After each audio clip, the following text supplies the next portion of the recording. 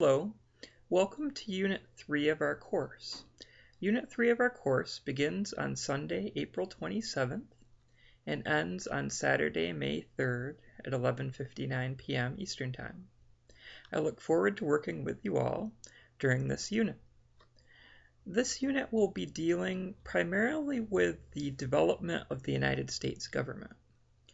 We will explore the first Constitution of the United States, which was the Articles of Confederation.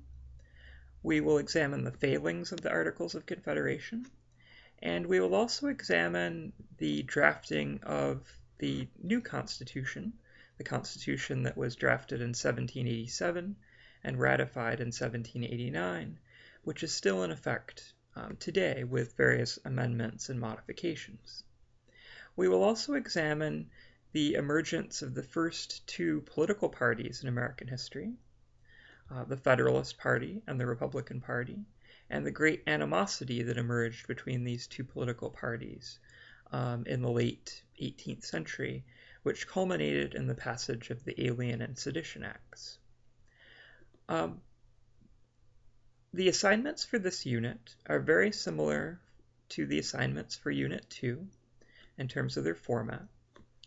First, you will be asked to participate in two discussion boards. The first discussion board deals with the Constitution, and the question specifically relates to the consideration of the issue of slavery at the Constitutional Convention held in 1787.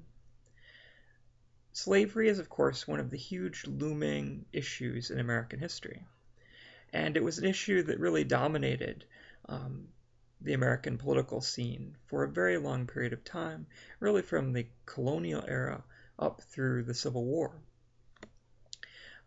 So we will examine how this issue was examined at the Constitutional Convention. The issue of slavery had already become contentious between the North and the South in this era. During the American Revolution, many northern states had decided to either gradually or immediately eliminate the institution of slavery. Slavery was, of course, not as crucial to the economy of the northern states as it was to the economy of the South, which was rooted largely in plantation agriculture. At the Constitutional Convention, a variety of issues emerged regarding slavery, which tended to divide the northern and southern delegates. Issues of whether or not slaves should be counted towards the population of a state for the purpose of representation. Also, the issue of the ongoing international slave trade was debated at the Constitutional Convention. So I hope that we can have a lively discussion of the debates concerning the issue of institution of slavery at the Constitutional Convention. For this discussion board, you're expected to make a total of 3 posts. Your own initial post is due by Thursday, May 1st. Your response to a minimum of 2 other students' comments is due by Saturday, May 3rd, again by the end of the day. The second discussion board deals with the Alien and Sedition Acts, very important pieces of legislation that were enacted in the late 18th century. These acts were an outgrowth of the development of political parties in the United States. Throughout American history, we have lived primarily in a 2-party system. Generally, there have been 2 major political parties that have competed for power through the democratic process in American history. But it hasn't always been the Republican Party and the Democratic Party. The first party system was the Federalist Party versus the Republican Party. The Federalist Party was a party supported by individuals like George Washington. Although George Washington claimed that he was nonpartisan, most scholars would agree that he was broadly sympathetic to the Federalist Party. John Adams and Alexander Hamilton. The Federalist Party was the party that most strongly supported the ratification of the Constitution. The Federalist Party tended to draw the majority of its support from the wealthy elite. The Federalist Party had its greatest support in urban areas, the urban cities of the Northeast, like New York and Boston. The merchant class, the wealthy elite, tended to support the Federalists. Also, much of the planter class of the South, large landowners who owned large numbers of slaves, tended to support the Federalist Party as well.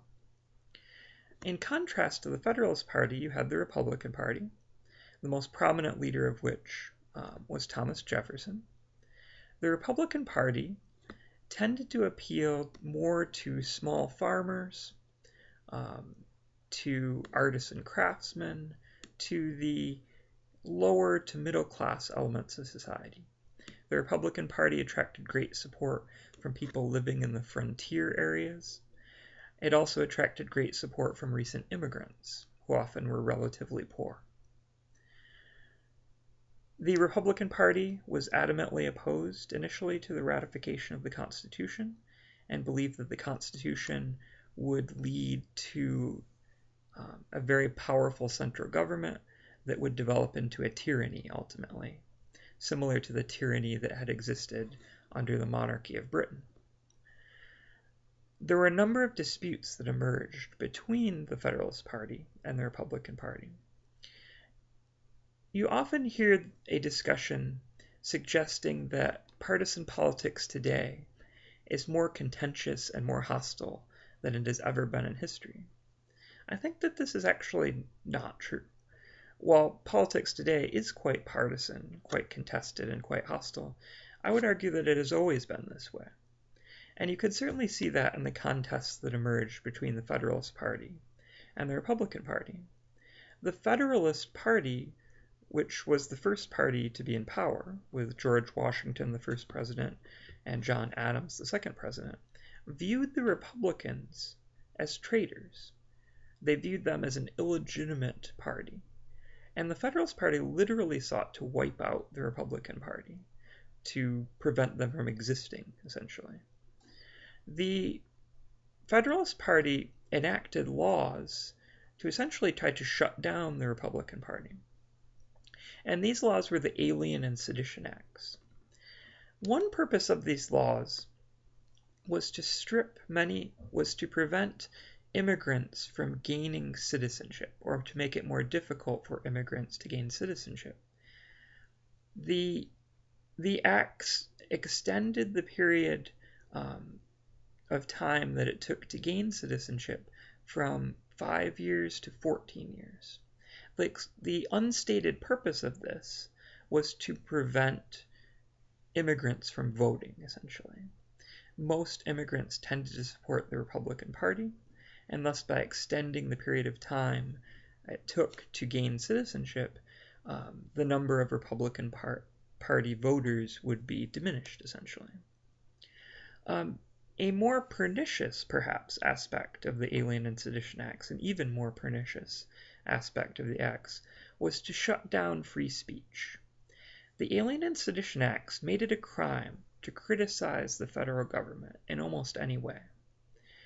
Any criticism of the federal government would be viewed as sedition and was punishable by imprisonment. Many Republicans were essentially persecuted under this act. Republican newspapers were shut down. The editors of Republican newspapers were arrested. Individuals who spoke out in opposition to the Federalists in any way were targeted for arrest and imprisonment. And overall, the act tended to stifle free speech. So, even in the late 18th century, you have the Federalist Party essentially trying to shut down and wipe out their competition, the Republican Party. So that will be the topic of our second discussion, which again I hope will be a lively discussion. Again, you'll need to post your own initial response to the question by Thursday, May 1st, by the end of the day, and your response to a minimum of 2 other students' comments by Saturday, May 3rd at 11:59 p.m. Eastern Time.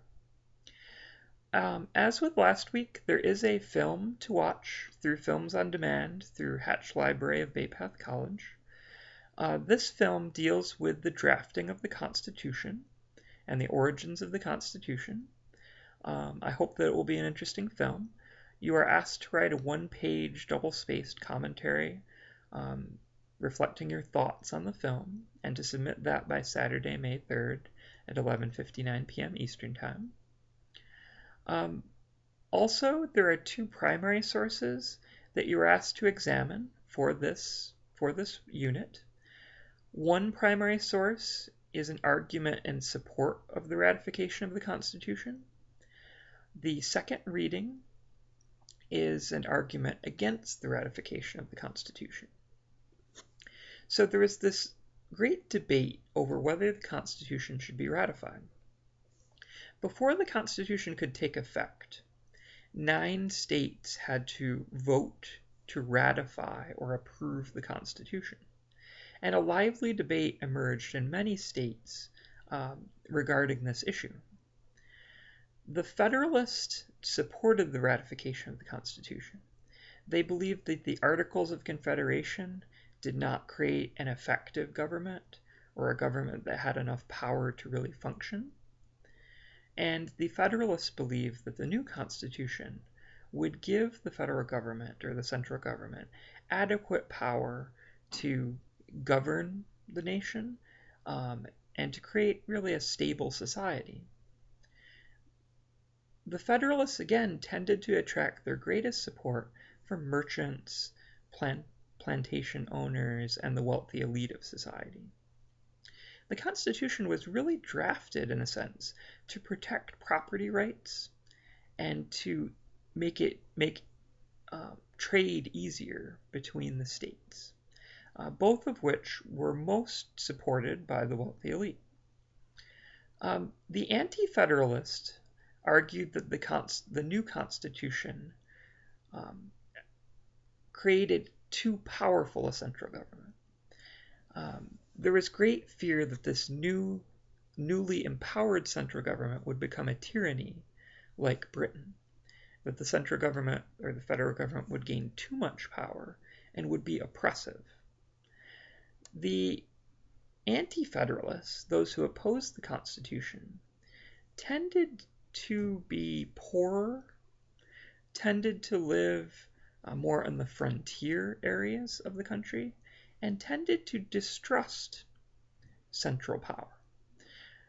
If you're living in the frontier, say in western New York or western Massachusetts, you might view the power of government with some suspicion in this era.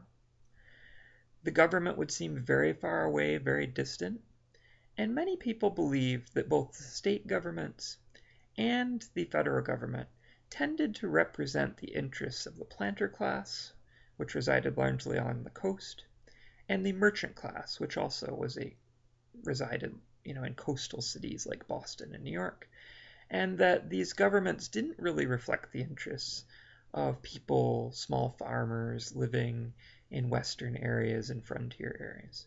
So you get to look at documents from both perspectives. There are questions at the end of each document, and you're asked to respond to the questions at the end of each document and submit your responses by Saturday, May 3rd at 11:59 p.m. Eastern Time. I very much look forward to working with you during this unit. I'll be submitting the grades for Unit 2 by 11:59 p.m. Eastern Time on the upcoming Tuesday, on Tuesday,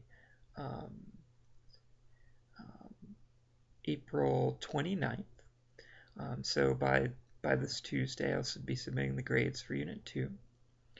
And I look forward to working with you during Unit 3, interacting with you on the discussion boards, and also grading your work.